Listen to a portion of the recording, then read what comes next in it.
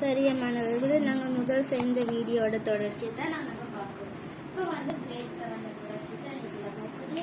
இதை பாருங்க, இது ஒரு எக்ஸ், இது வந்து தரையும் எக்ஸும் ஒரே மாதிரி தான். இப்போ வந்து நாங்கள் இதை எப்படி எழுதுவோம் பாருங்க மாணவர்களே, எக்ஸ் எப்படி எழுதணும், எக்ஸையும் இதே மாதிரி எழுதணும், இதையும் எவ்வாறு எழுதினால் அதுக்குள்ளே எழுதுறேன் மாணவர்களே.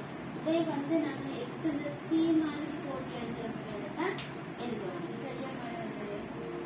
சரி, இப்போ பாருங்க, எக்ஸ் 3 வலு, எக்ஸ் வந்து தான் இதுல அடி 3 சுற்றியாக இருக்கு. சரியா மாணவர்களே? இங்க பாருங்க, எக்ஸ் தர எக்ஸ் 3ஆம் வலு. நான் இதுக்கு ஒரு உதாரணம் காட்டியிருக்கேன். இதை எப்படி நாங்கள் சுட்டி வடிவில் எழுதி பெருக்கத்தை சுட்டி வடிவில் எழுதுறத நாங்கள் இப்போ பார்த்துருக்கேன். இப்போ பாருங்க, நாங்கள் எல்லாரும் கிரேட் 7 மேக்ஸ் புக்ல பகுதி 1ஆம் பகுதி 1 எடுத்துட்டு 63 பேஜ் எடுத்து பாருங்க. அதுல பயிற்சி 5.32 இருக்கு.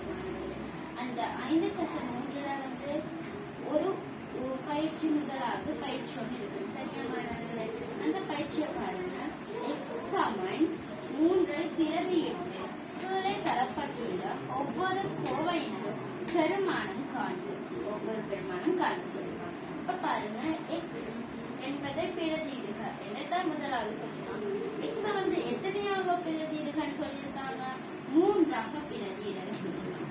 இதை வந்து எத்தனையா பிரதியிட சொல்லியிருக்காங்க, 3ஆக பிரதியிட சொல்லியிருக்காங்க. இங்க பாருங்க, நாங்க அவங்க கொடுத்த நம்பர்ஸ வந்து நாங்க எப்படி பிரதியிட்டு அதை எவ்வாறு பெருக்கிறது என்கிறத நாங்க இப்ப பார்க்கிறோம். எக்ஸ் 4ஆம் வலு. இப்ப பாருங்க, எக்ஸ் தர எக்ஸ். சரி, இந்த எக்ஸுக்கு எல்லாம் அதுக்கு மேல நாங்க பேப்பர் மேல பென்சிலால 3 என்று போடணும். 3 3 9 9 3 27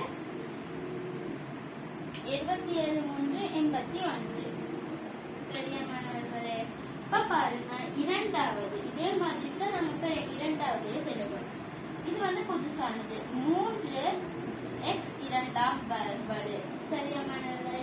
இங்க பாத்தீங்கன்னா இந்த 3 இந்த இதுக்கு நடுவுல வந்து நாங்க ஒரு தர அடையாளம் நாங்களே மனசுல நினைச்சுக்கிட்டு எழுதணும்.